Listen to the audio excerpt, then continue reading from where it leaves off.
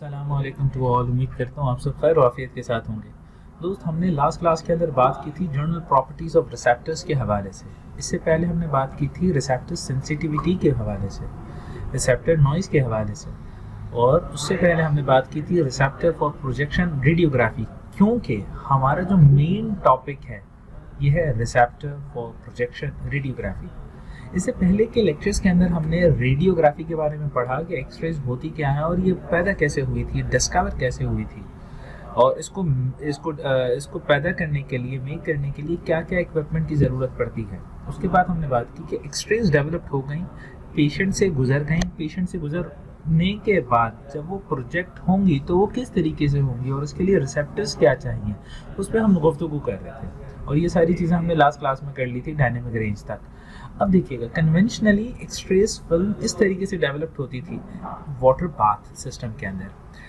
Solution number 1, solution number 2, solution number 3, solution number 4। ये है क्या? पहला जो सोल्यूशन था वो था डेवलपर, दूसरा सोल्यूशन था फिक्सर, तीसरा था वॉशर और उसके बाद था ड्रायर। यहाँ से फिल्म जाती थी, वो फिल्म प्रोसेस होती थी एक टब से दूसरे, दूसरे से तीसरे और तीसरे से ड्रायर के थ्रू वो निकलती थी। ये प्रोसीजर मैनुअल होता था, इसी वजह से इसमें टाइम बहुत ज़्यादा लगता था। अगर आप लोगों को याद आए तो पहले हम ये कहते थे कि एक्सरे करवाने के 1 दिन बाद या 2 दिन बाद उसकी रिपोर्टिंग होती थी बिकॉज ऑफ दिस सिस्टम।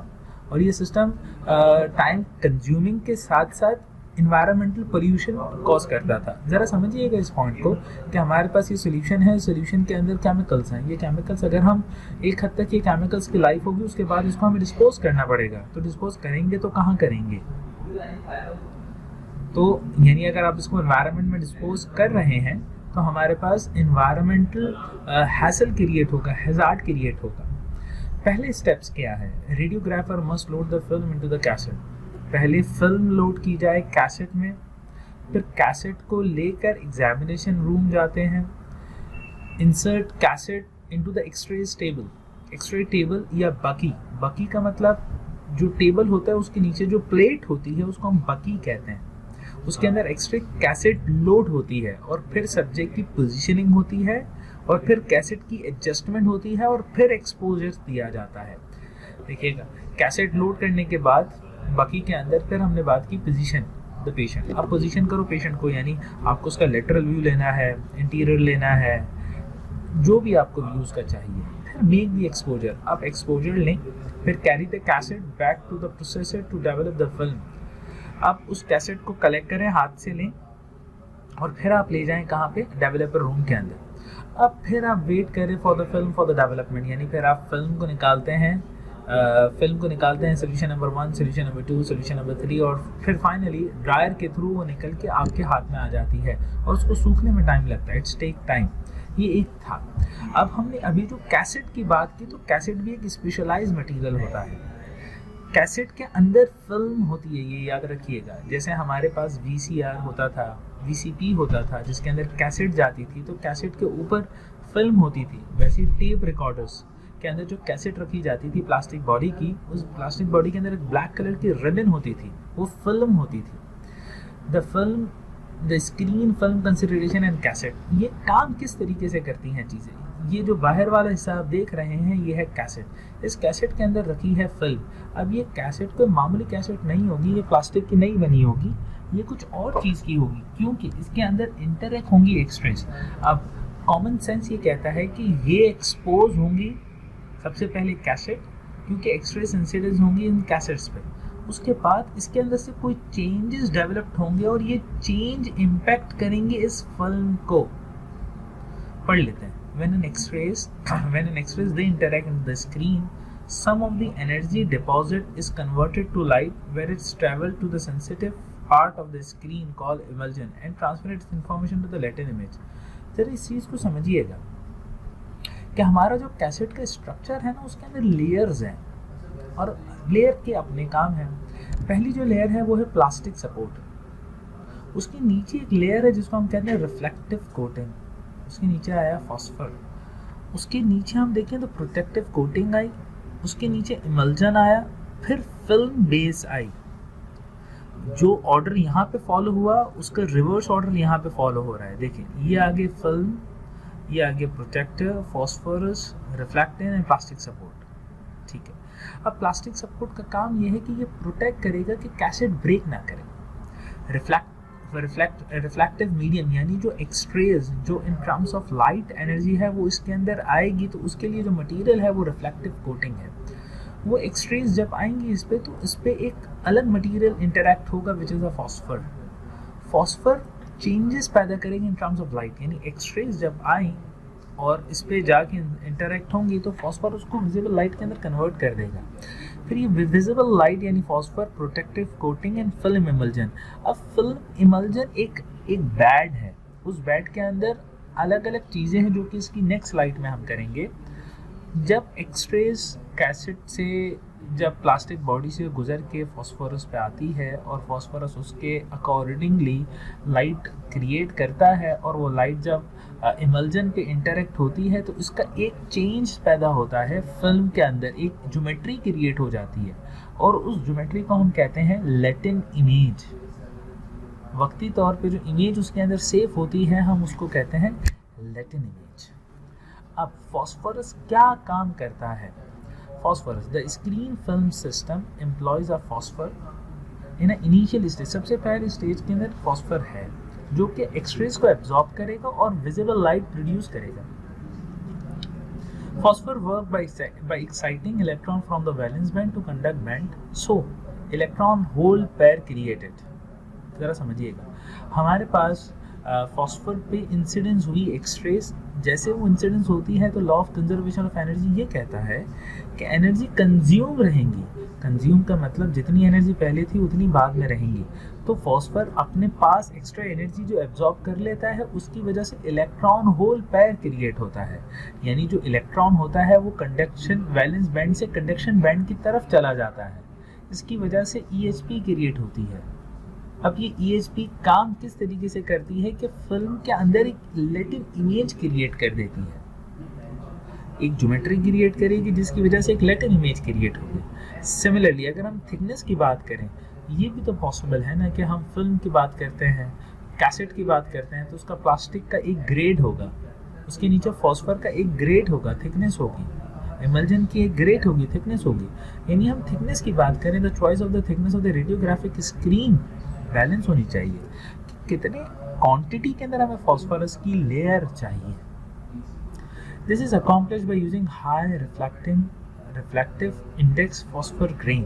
अब ये अचीव कैसे होता है कि रिफ्लेक्शन बहुत ज़्यादा चाहिए, क्योंकि है लाइट का फेनोमेना, एक विजिबल लाइट है और एक एक्सरेज है। एक्सरेज इलेक्ट्रोमैग्नेटिक रेडिएशन ही है, यानी उसको हम लाइट ही कहते हैं। तो रिफ्लेक्टिव इंडेक्स फॉस्फोरिक ग्रेन इस्तेमाल होते हैं और ये एम्बेड किए जाते हैं बिंडर के अंदर।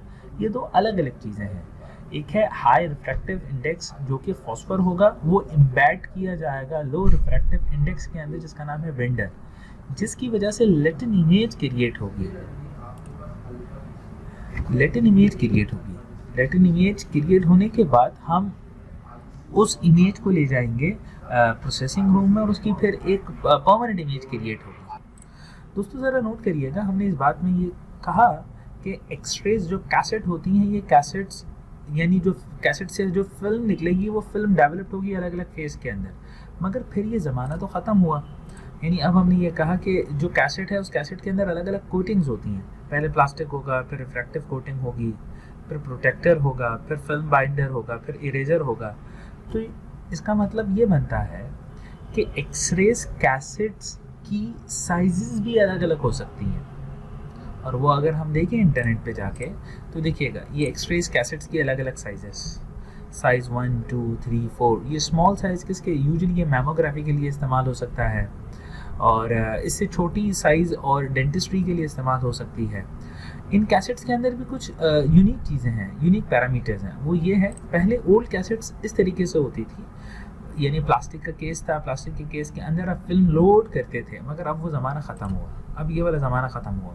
अब ये होता है कि ये जो कैसेट होती है ना कंप्लीट ये फिक्स्ड होती है, उसके अंदर एक फिल्म होगी और वो फिल्म रीयूजेबल होगी, यानी हम उसे CR और DR के अंदर ले जाएंगे और CR और DR फिर उसमें से फिल्म खुद एक्सट्रैक्ट करेगा और प्रोसेस करके हमें आंसर देगा।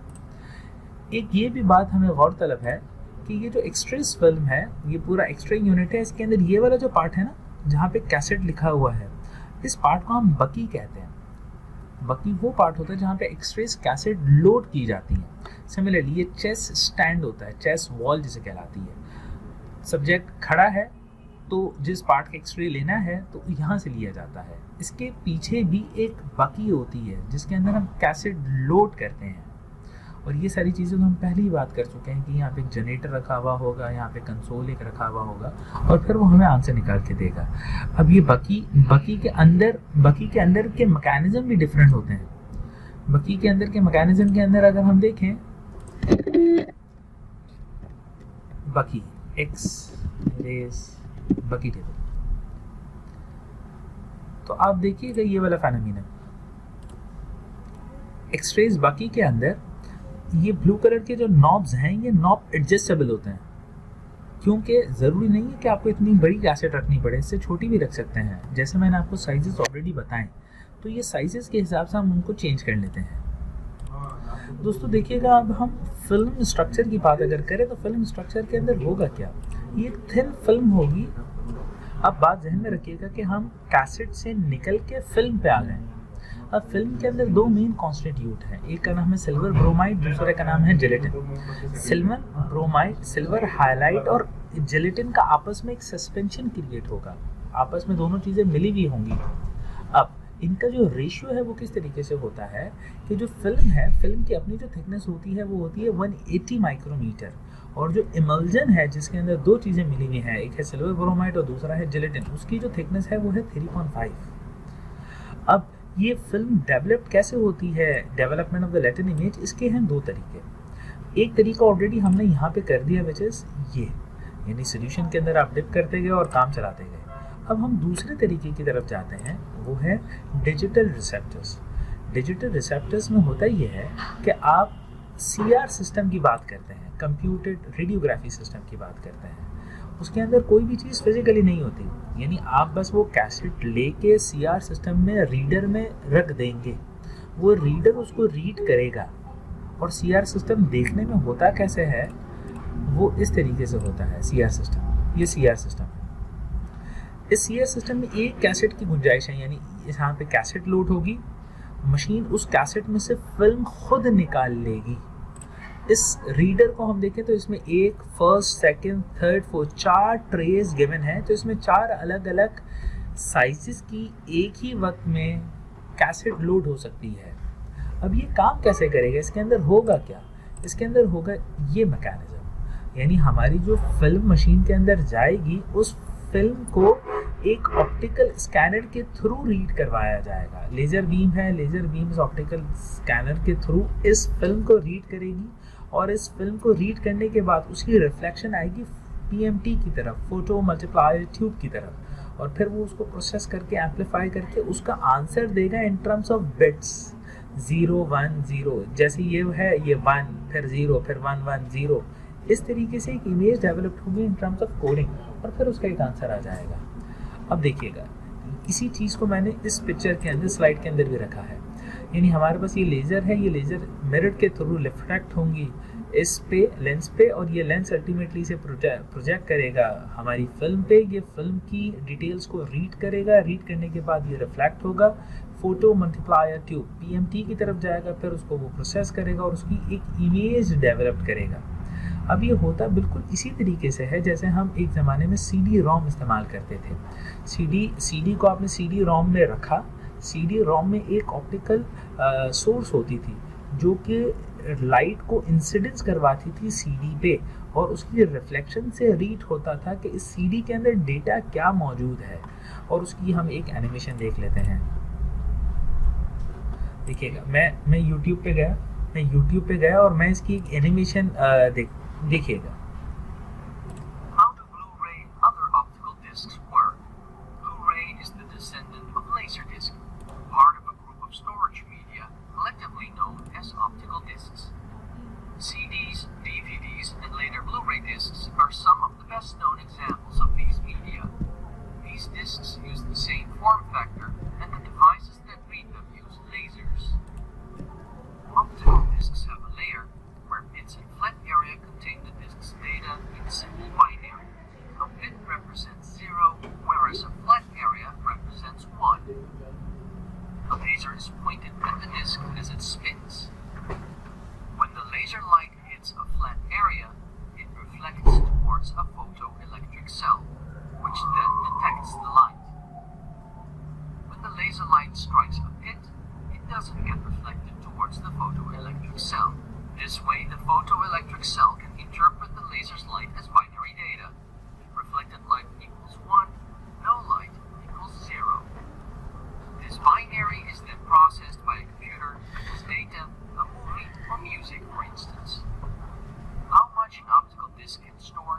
depends on how small the pits can be made on the physical disc and the type of laser being used to read the disc. For instance, Blu-ray uses blue lasers, which have a smaller wavelength than the red DVD lasers or the infrared lasers used with CDs. Because this smaller wavelength makes the Blu-ray be more precise, more data can be stored on the same surface area, approximately 5 times more than on its predecessor, the DVD. Added to that, Blu-ray is a so-called third-generation optical disc. At the time of writing, fourth-generation optical discs are still in development, with Ultra HD Blu-ray poised to supersede regular Blu-ray in the near future. If you want to know, for instance, how VHS works, let me know in the comments.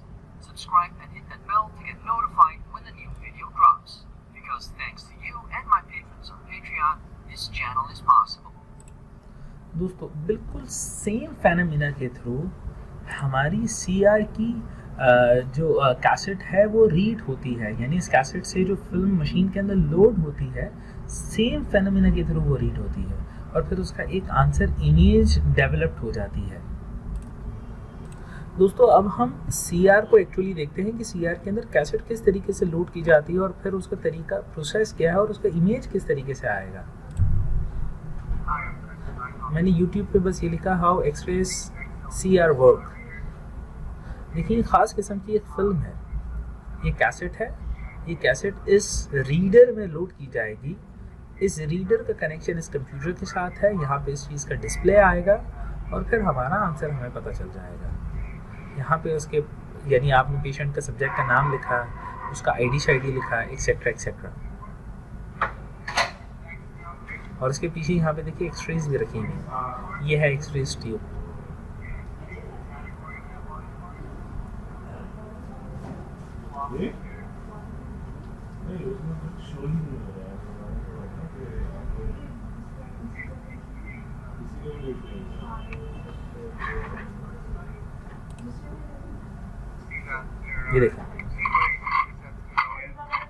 ये देखें sizes का फर्क है।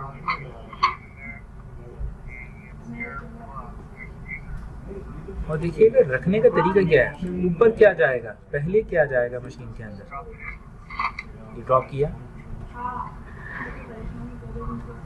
बस that's it. अब इसके अंदर से खुद से फिल्म निकलेगी, वो फिल्म प्रोसेस हो रही होगी और उसका एक आंसर यहाँ पे आएगा।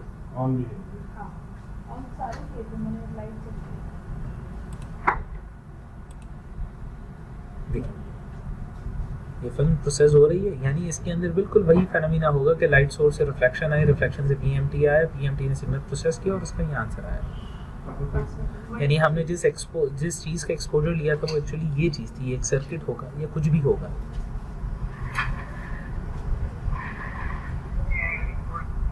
इस तरीके से ये चीज़ काम करती है। इसके लिए सिस्टम और सॉफ्टवेयर ये सारी चीज़ें स्पेसिफिक होती हैं। दोस्तों देखिएगा आप हमारे पास एक नया सिस्टम है जिसका नाम है डिजिटल रेडियोग्राफी। एक है कंप्यूटेड रेडियोग्राफी जो कि हमने ये देखी थी, और उसके बाद एक दूसरी चीज़ है जिसका नाम है digital radiography. Digital radiography is actually the advance version of computed radiography. Computed radiography के अंदर सब्जेक्ट इंसान के एक्सरेज कैसेट खुद निकालेगा और निकाल के एक रीडर पे जाएगा और लोड करेगा और फिर रीडर उसको रीड करके स्क्रीन पे उसका आंसर देगा। दूसरे केस के अंदर विच इज डिजिटल रेडियोग्राफी, वहाँ पे ह्यूमन टच लेस काम होगा। एक्सरेज कैसेट बकी के अंदर ही मौजूद होगी। बकी के साथ एक सिस्टम अटैच होगा जो डायरेक्ट उसको कैसेट को रीड करेगा और डायरेक्ट उसका आंसर स्क्रीन पे डिस्प्ले हो जाएगा। इसका फ़ायदा ज़रा समझिएगा हॉस्पिटल को क्या हुआ। यानी मैं एक हॉस्पिटल रन कर रहा हूँ, मेरे पास एक्सरेज के अंदर दिन के 1000 पेशेंट आते हैं। अब अगर मैं 1000 पेशेंट की बार बार कैसेट बकी से निकालूं, फिर दूसरे कमरे पे ले जाऊं जिसके अंदर सीआर रखा हो सकता है वो सीआर उसी फ्लोर पे हो सकता है वो सेकंड फ्लोर पे हो, फिर मैं कैसेट उसके अंदर रखूं सीआर में, फिर सीआर रीड करेगा, उसका एक इमेज डेवलप करेगा, उस इमेज को देख के मैं फैसला लूँगा कि हाँ मैंने ठीक किया है कि नहीं। फिर अगर ठीक नहीं किया तो मैं वापस उस कैसेट को निकालूंगा, वापस एक्सरे रूम में आऊँगा, बकी में रखूँगा, पोजीशन करूँगा सब्जेक्ट की और फिर एक्सपोज करूँगा। It create so much hassle. और हम जब अच्छे वॉल्यूम पे काम करते हैं तो हम इस हैसल से बचने की बात करते हैं। तो इस हैसल से बचने के लिए हम एक नए सिस्टम की तरफ जाते हैं, जिसका नाम है सीआर, जिसका नाम है डीआर सिस्टम। अब डीआर सिस्टम काम किस तरीके से करता है कि हमारे पास जो बकी है उस बकी के साथ ही रीडर के कनेक्शंस हैं, यानी बकी डायरेक्ट इमेज को रीड करके उसका एक आंसर आपको बता देगी। और इसी वजह से हमारा फ़ायदा होता है कि हम फास्ट प्रोसेसिंग करने लगते हैं। अब देखिएगा, डिजिटल रेडियोग्राफी के अंदर भी दो टेक्निक्स हैं, एक है डायरेक्ट कन्वर्जन, दूसरा है इनडायरेक्ट कन्वर्जन। एक्चुअली जो डिजिटल रेडियो रिसेप्टर्स है डिजिटल रेडियोग्राफी, उसके अंदर फ्लैट पैनल इस्तेमाल होता है और फ्लैट पैनल में है थिन फिल्म ट्रांजिस्टर का काम है स्विचेस करना, ऑन एंड ऑफ करना। ऑन एंड ऑफ का मतलब 0 और 1 फास्ट करना। जैसे हमने लास्ट वीडियो के अंदर देखा कि सीडी से जब ऑप्टिकल लाइट उस पर पड़ती है और उसकी रिफ्लेक्शन होती है, फिर उसे एक रीडर रीड करता है, तो उसे 010 की शक्ल में रीड करता है और उसकी प्रोसेसिंग होने के बाद इमेज डेवलप होती है। डिजिटल रेडियोग्राफी के अंदर यही काम थिन फिल्म ट्रांजिस्टर कर देता है, यानी जैसे एक्सरेज उस पर इंसिडेंस होती है, थिन फिल्म ट्रांजिस्टर उसको स्विच करता है। ट्रांजिस्टर का काम है फास्ट स्विच करना, वो स्विचिंग करता है, उसे 10 डेवलप करता है और 10 के बाद एक इमेज आपके पास डेवलप हो जाती है। ये तो है जर्नल स्कोप। इसके अंदर हम देखें तो दो तरीके हैं, एक है डायरेक्ट कन्वर्जन, दूसरा है इनडायरेक्ट कन्वर्जन। डायरेक्ट कन्वर्जन और इनडायरेक्ट कन्वर्जन की पिक्चर में भी कुछ फ़र्क है। इसको हम अगर देखें तो डायरेक्ट कन्वर्जन में है the photoconductor to produce electrical charges. इसमें फोटो कंडक्टर मौजूद होता है डायरेक्ट के अंदर, यानी एक्सरेज इंसिडेंस होगी और एक्सरेज इंसिडेंस होने के बाद ये फोटो कंडक्टर डायरेक्ट इसके अंदर से इलेक्ट्रिकल सिग्नल्स एमिट आउट करेगा और वो इलेक्ट्रिकल सिग्नल्स हमें रिसीव होंगे with the help of thin film transistor TFTs। In other case indirect conversion के अंदर फॉस्फर यूज होता है। ये फॉस्फर की स्क्रीन होती है, एक्सरेज लाइट इस पे इंसिडेंस होती है, इससे विजिबल लाइट निकलती है, वो विजिबल लाइट फिर जाके प्रोसेस होती है इस TFT की तरफ, थिन फिल्म ट्रांजिस्टर की तरफ, और फिर वो उसको प्रोसेस करके आंसर निकालता है। यानी ये है इनडायरेक्ट कन्वर्जन और ये है डायरेक्ट कन्वर्जन। दोस्तों हम बात कर रहे हैं हम एक नए टॉपिक की जिसका नाम है आर्टिफैक्ट्स। आर्टिफैक्ट्स के अंदर ये है कि खराबी, false problem, issues in the image. अगर आप इस इमेज को गौर से देखें तो इसके अंदर देखें ये किसकी इमेज है, ब्रेन की इमेज है। इसके अंदर हमारे पास आर्टिफैक्ट्स का मतलब ये है कि खराबी इमेज के अंदर। अगर आप इस इमेज को गौर से देखें तो इसके अंदर एक रिंग आपको नजर आ रही होगी, तो ये जो रिंग है ये आर्टिफैक्ट्स को रिप्रेजेंट करती है। यानी आर्टिफैक्ट्स का मतलब देखिए ये रिंग कंप्लीट सर्कल है। एक ऑब्जेक्ट ह्यूमन बॉडी के अंदर कोई भी चीज़ कंप्लीट सर्कल नहीं हो सकती, उसके अंदर कोई ना कोई चेंजेस होंगे। तो ये कंप्लीट सर्कल आई तो इसका मतलब ये आर्टिफैक्ट है और इस आर्टिफैक्ट को हम कहते हैं रिंग आर्टिफैक्ट्स। ये ring artifacts usually CT scanner के अंदर बहुत ज़्यादा कॉमन होते हैं कि जब हम CT को डीप वो ना करें, ट्यून ना करें। CT को ट्यून करने के लिए, कैलिब्रेट करने के लिए भी एक डीप मेथड होता है, एक शैलो मेथड होता है। अगर आपने मशीन दिन के अंदर ऑन की और अगर आपने उसको कैलिब्रेट नहीं किया तो जब पेशेंट उस पर जाता है तो वो मशीन आर्टिफैक्ट्स देने लगती है। अब अगर हम कंपैरिजन करें किसकी, एनालॉग वर्सेस डिजिटल सिस्टम की, तो एडवांटेजेस क्या हैं। हमें लोअर डोज चाहिए और उससे हमें हायर रेजोल्यूशन मिलती है। ये advantage in terms of dose and quality है। ये CR/DR की बात हो रही है। हम CR/DR के बाद अगर इस चीज़ को देखें तो हमारे पास लोअर डोज्ड और हाई रेजोल्यूशन, इसके अलावा एलिमिनेशन ऑफ हैंडलिंग और इमीडिएट इवैल्यूएशन, यानी हमें फ़ौरन इसके आंसर मिलते हैं एलिमिनेशन ऑफ हैंडलिंग की वजह से।